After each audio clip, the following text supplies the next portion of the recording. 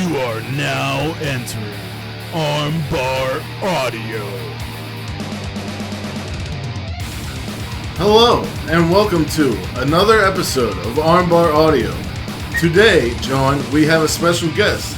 Yes, we do. We have a star from all over the indie scene, but most recognizably perhaps right now, a star from Major League Wrestling. We have with us the lovely Salina de la Renta.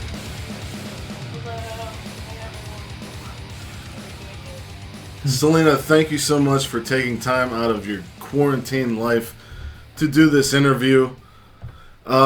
Speaking of, how has quarantine treated you? Honestly, I think it's awesome. I usually travel every weekend, which I miss. I'm not saying I don't miss my job, but it's kind of cool to be able to slow down for a little bit and take a long vacation. Like, I have been saying that for so long. I was like, I need some time off. I'm too stressed. And I was going to school too, like, all year round and not even, like, taking summer off. Like, I was going crazy. And now that I have nothing to do, I feel good. I'm okay with this. So you mentioned school. What are you studying? I'm studying dramatic arts and sexology. My first bachelor's is in dramatic arts. In order to get a PhD in sexology, which is what I want to do, I need to have first like a psychology major and a bachelor's and a master's. So I'm doing like two bachelors at the same time, and it's a little stressful. Right. So, for those that don't know, what exactly is sexology? So sexology is the study of human sex.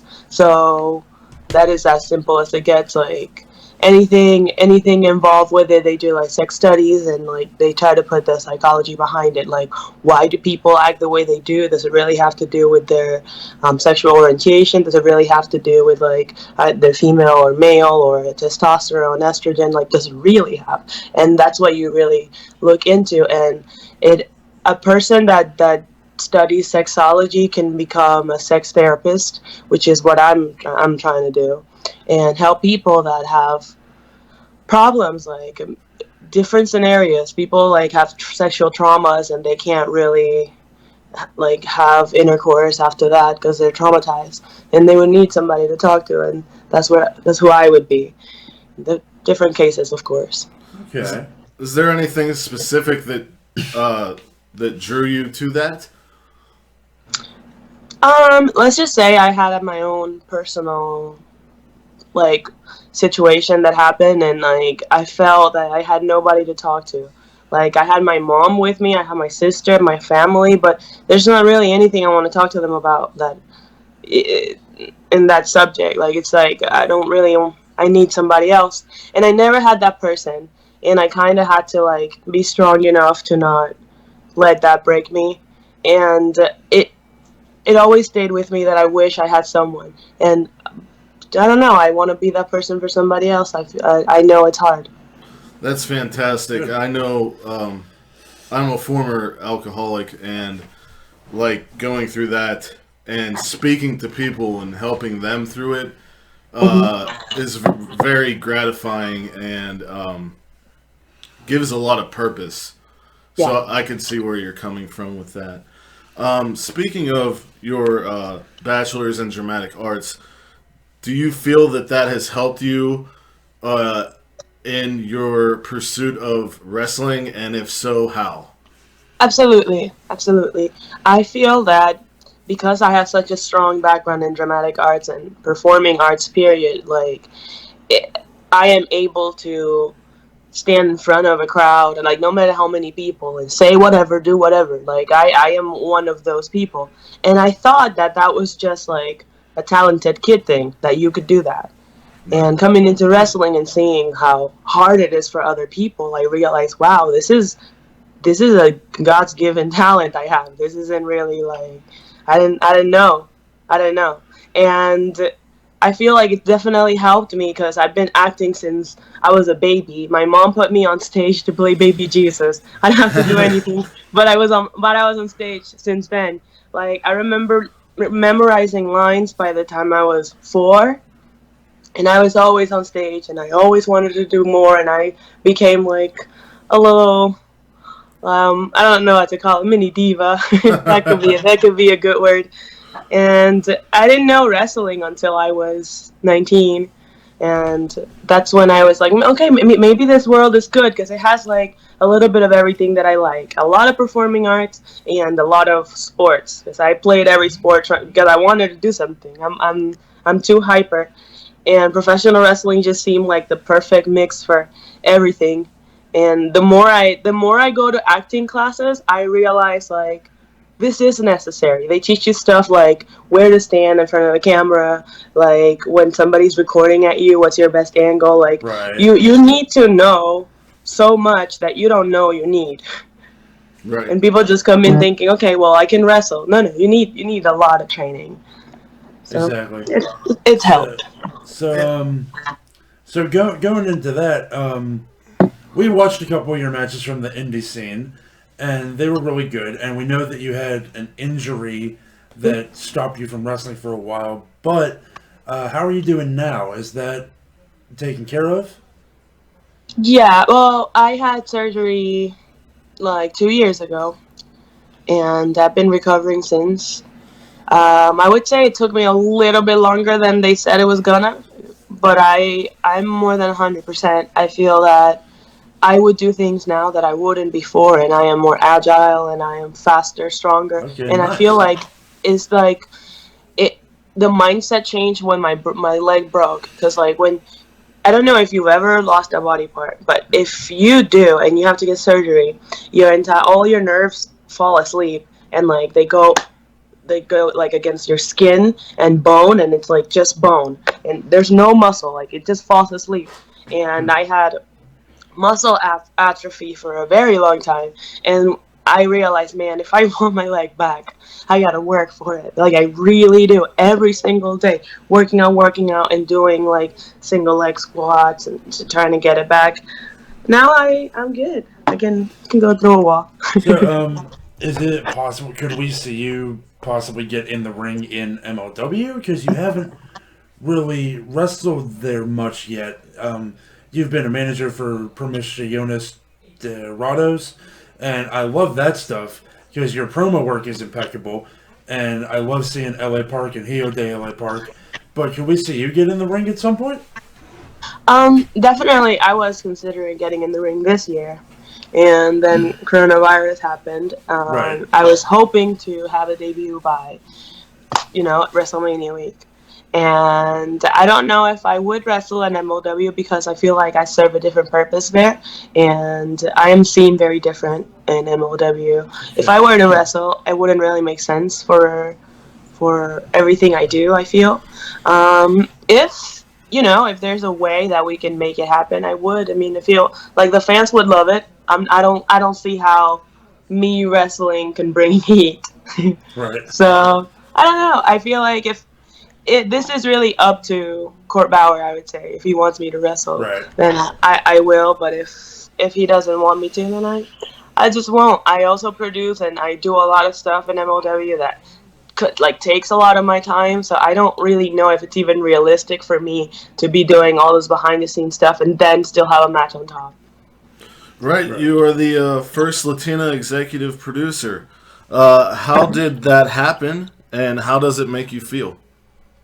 Well, I'll answer how it makes me feel first, Sure. because it's amazing. Like I said, it's like at the moment when I was doing it, I didn't realize how much noise it was gonna make. I knew it was gonna be like, okay, well, Salina produced an episode, wow, big deal, but did not think Sports Illustrated was gonna interview me, and then a bunch of people, and I was like, okay, people are lining up, they want to talk to me, and it's an honor to be the first ever at anything, and I've gotten the opportunity of being the first ever at two things in wrestling. So I feel more than honored. And the way it happened was I started at MLW as uh, not even like there was really no plan for me. Like I remember talking on the phone and I with Core and MSL, like the owner and the vice president to the company, and they were like, yeah, we think you would be good on camera. We've seen your stuff on the indies, and maybe you could throw shirts, or maybe you could interview some people. We really don't know. Perhaps we could make you a manager, but like depends, because this might be like a one-time thing. It's just a one-time show, and I was like, all right, that's fine. Like I would say weeks before MLW started, Alex Greenfield, who was one of the producers we had at the time, he calls me and he's like, hey, Salina, I hope you're doing well. We're just wondering, would you be willing to wear a business suit? And I was like, a business suit? And he's like, yeah, a business suit. And I was like, sure. Yeah. And then I went home and I'm like, Mom, I have to wear a suit? Oh, hell, nobody's going to like me. It's not going to be sexy. And my mom is like, calm down. You literally have done everything else. Like, at this point, you're going to really lose it. You just got on TV. And I was like, all right, I need a better attitude. You're right. Yeah, I don't know. I think you could rock a suit pretty well. Oh, yeah. Oh, yeah, I think so, too, now. Like, after seeing it. Yeah. But at first, it felt like this isn't my body. Like, I feel weird. This isn't mine. It felt like putting on a costume, which is, like, majority of, like, what people do in wrestling, I feel. Yeah. Like, everybody's like, I'm going to be a character. I want to, I don't know. They do, like, different stuff that doesn't make sense, doesn't match their personality. And I didn't want to be one of those. I didn't want to be somebody that looks uncomfortable doing their job. Right. So I found a way to fall in love with, like, this whole Salina idea. Ended up going to the stores. I had no money, and I needed a suit. But I knew that I couldn't wear a cheap suit. I would wear anything but a cheap suit. Like, it doesn't matter if I'm broke. Like, I know what a cheap suit looks like. Mm-hmm. So I went to Macy's, and they had one suit that was on sale, $800. That was a sale. And I was like, good Lord. Ended up getting a credit card, and I was like, I'll pay for that suit, and I hope it gives me a career.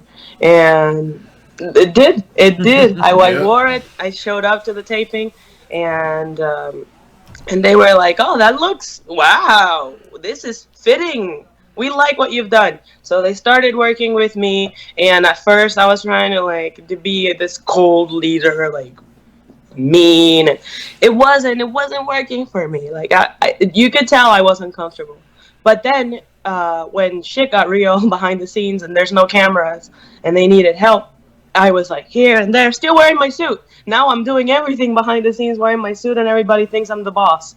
And people started assuming I'm in charge. And it was so crazy how everybody in the locker room just started immediately respecting me like the power figure. And I was just a manager with an $800 suit. That's it. It's the suit. Right. So Penta, Phoenix started asking for favors. Then I remember, like, anything they needed, it was me. Then LA Park came to MLW, and LA Park was like, no, because if I need anything, I go to Salina. I don't want to talk to anybody but Salina. And now everybody started, like, wanting to be under my wing and wanted me to be in charge. And I don't know why. I really don't know. It was like everybody was ready for me to be in charge. So you went from on-screen manager to actual manager. Yeah, that's how it ended up happening. But not even then, because at that point I realized, I looked around, was like, okay, if everybody sees something I don't see, maybe I need to really ride this train, and then maybe really, do it. So I started writing my own, like, wrestling ideas. And I was like, this I'm going to show to Corbauer. And they went, hey, Court, I wrote this. I started by showing Alex because I didn't want to go straight to the CEO. But Alex was like, this is really good. And Alex is a writer. He writes horror. So I felt confident after that talk. Went to Court, and he looked at it, said nothing. And I was like, all right, maybe I'll bring another one. Another pitch. I bring it. He looks at it, said nothing. Then a few weeks after that, he calls me, and of course, like, hey, Salina, I've been reading the stuff that you brought, and I was wondering, how would you like to be executive producer of an episode? And he's like, hypothetically, obviously. And I was like, oh, that's crazy. I didn't know that I could have that, but it would be awesome. What would I do? And he was like, well, you have to do everything. I just want to see how you would do it. We're going to let you pick and choose who's going to be in the matches. We're going to let you pick the colors, the graphics, like the story, the stipulation, whatever you want to do. What would you do if we give you a show? And I wrote my show, and when I handed over, he was like, "Okay, we're doing this." And then they announced it, and after that, it just started trending. Awesome. That's a good story. That's awesome for you. And yeah, I'd say your guys' faction, in my opinion, is one of the top attractions on MLW now. I love it. Yeah. So, going into that a little bit, who are some people that you would, hypothetically, of course, love to manage? And this could be past, present, future. Who are you looking at that you could have in your group or managed by themselves? I definitely have a lot of people in mind, but like I can't tell you because some of them are like I can actually have. So Right. I don't wanna spoil that. But I've always said this because it's true. I want to manage Rey Mysterio. Like I feel like if I did that, that would be one of the highlights of my career. Seriously, like if I could get that, that would be iconic. So I would say that is my top. That is not realistic at this moment. At one point it was, and now I feel like not right now.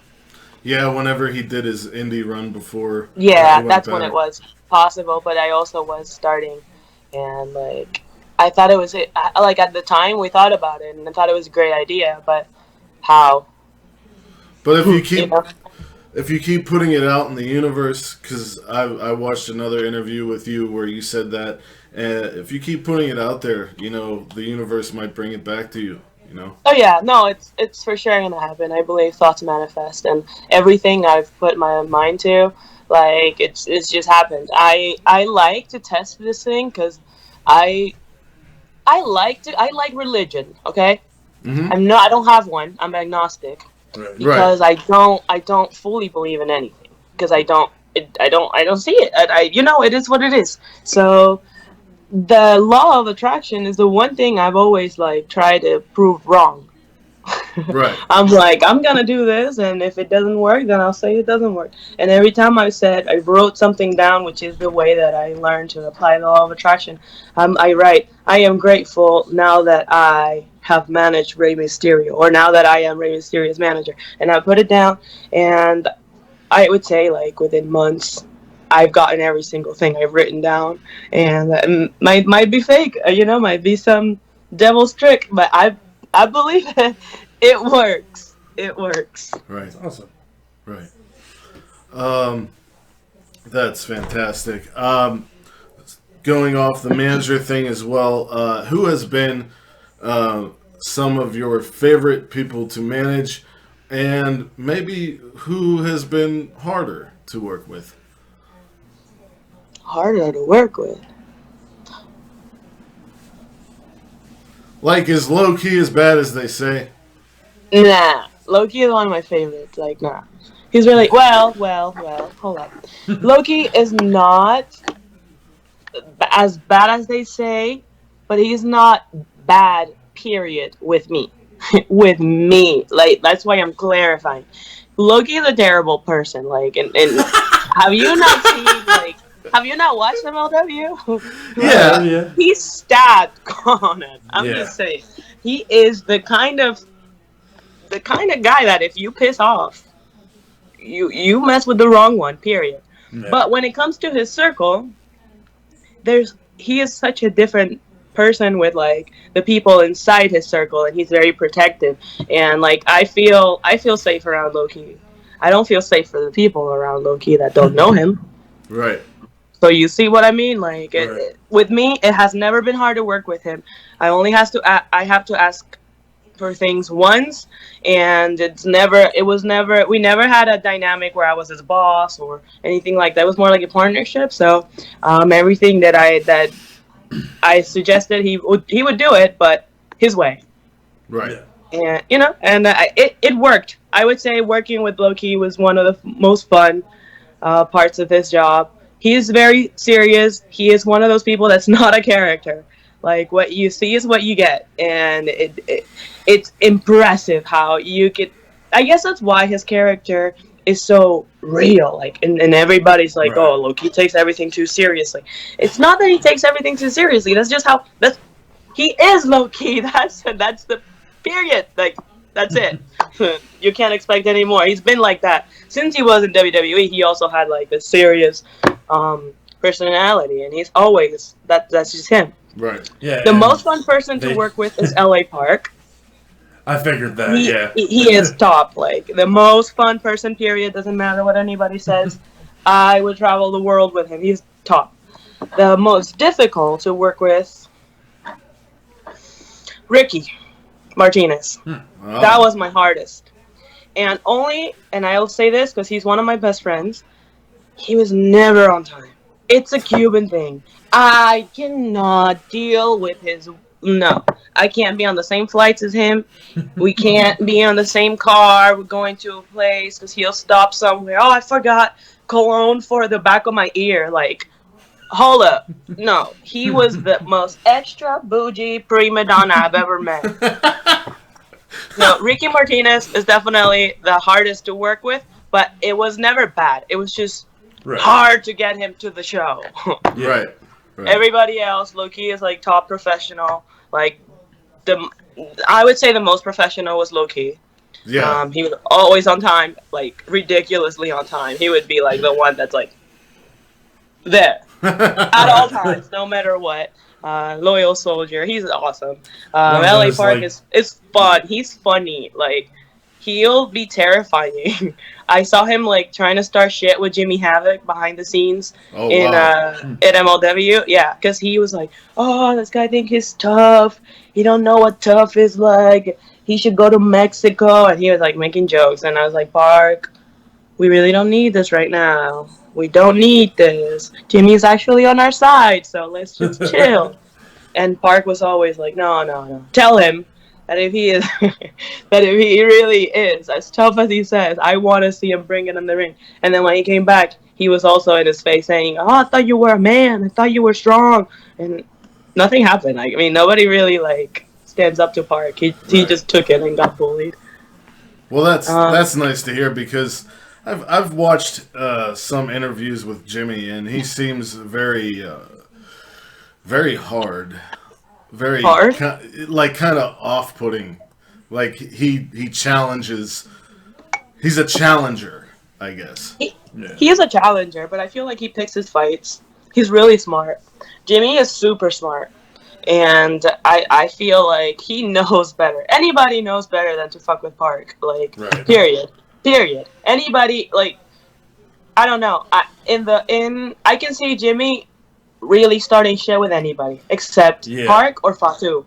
Yeah. Well, yeah. And there's like, you look at that and it's like these guys that have been around for as long as Fatu and as long as Park have been around, there's a reason they've been around that long, you know? Yeah. It's like, exactly. These are the guys that you need to talk to and learn from. And it's also like a respect thing. Like, in wrestling, period, you respect your vets. And I feel like it's not only about being smart to not, like, know that you shouldn't fuck with LA Park, but it's also like, you're not, like, an unprofessional, disrespectful piece of shit. Like, if that's what you're getting, that's what you're getting.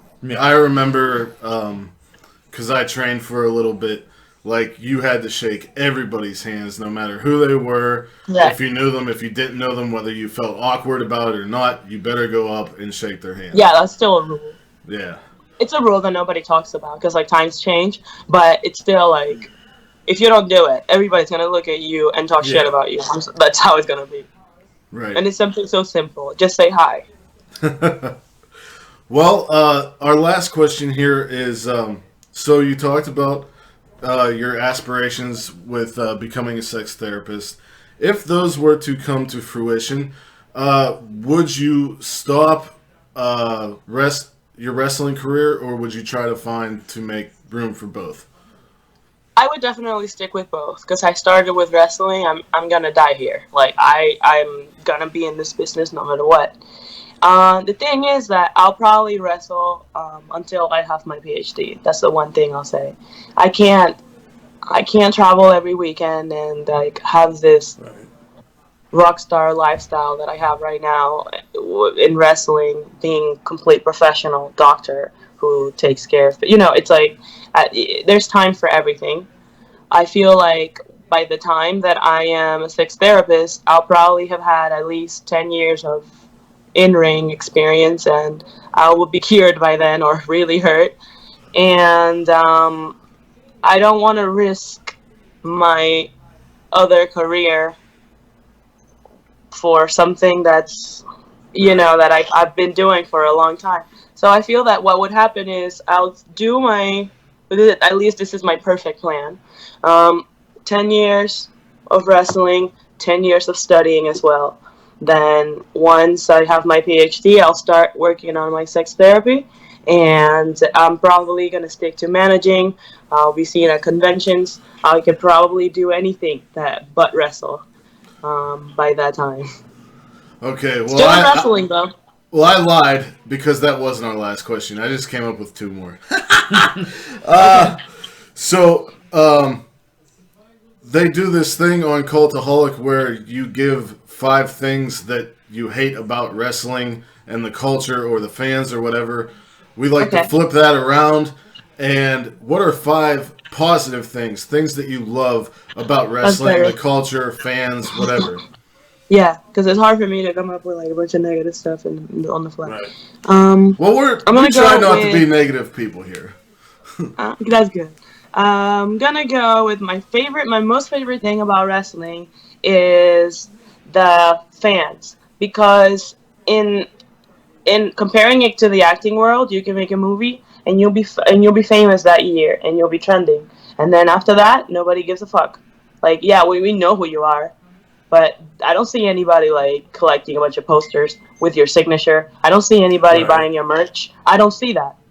That's only in wrestling. You do something important, the fans will appreciate it forever. And I understood this when I came in to a convention.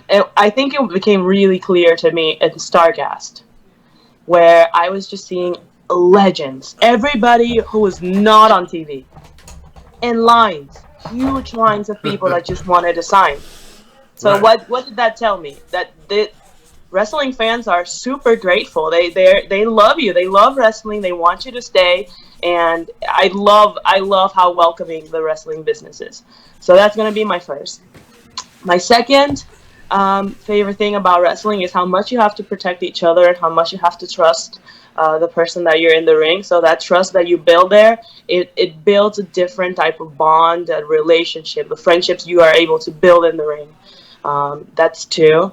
3, I love about wrestling is that every weekend we get to travel and we get to meet with different friends around the world. So if today I go to Mexico, then I know I'll see my friends in Mexico. If tomorrow I'll go to LA, I have friends in LA. If I go to New York, I have friends there. And it's always different, so it's kind of dope that I get to keep up with my friends all year round. Right.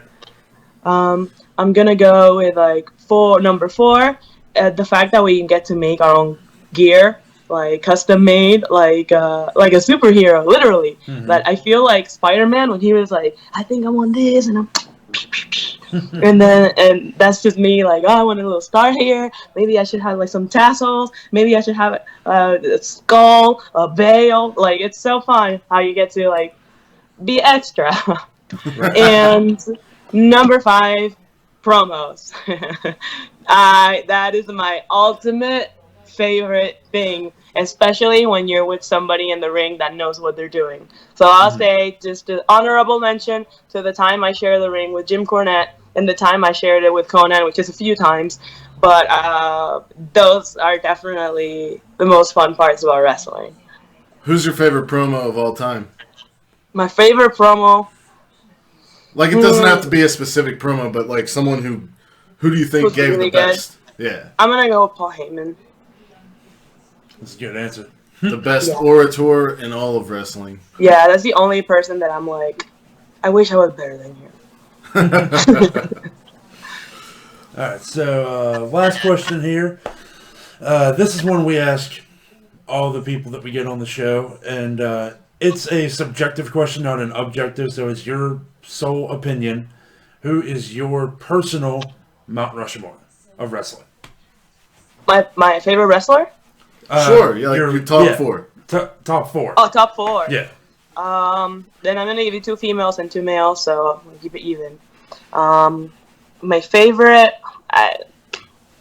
Rey Mysterio is up there, and I'm gonna go with LA Park second. They're my favorites, and LA Park was like, I hadn't really watched that much of his wrestling. I had seen some of his stuff, like clips of him dancing, Right. and the chair stuff, and like some like hardcore shit. But when I saw him live, and I was managing him, and I saw him fly, that's when I was like, this might be the best wrestler in the world. That's fucking awesome. He's up there. So Yeah. those are my 2 males. Tessa Blanchard, who's one of my best friends. She's amazing.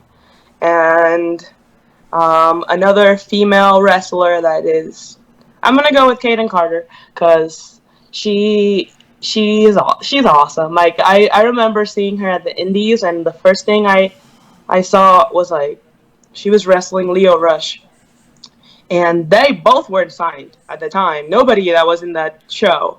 Literally, Right. we were getting paid like $5. Like it was not a professional show, and they killed it. And I remember him saying, "Man, she needs to be in WWE."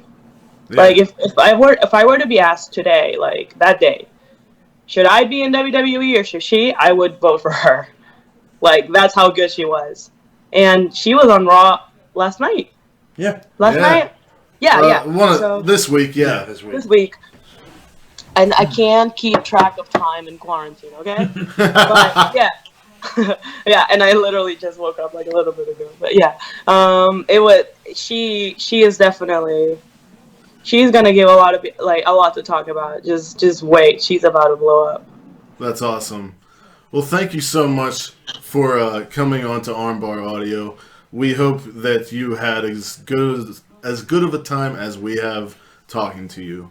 For sure, this was fun. Good luck on your test today, and keep on killing it in everything you do. Thank you. Have a wonderful day, guys. Stay safe. No corona. No corona. No corona. 6 feet. See ya. All right. See ya.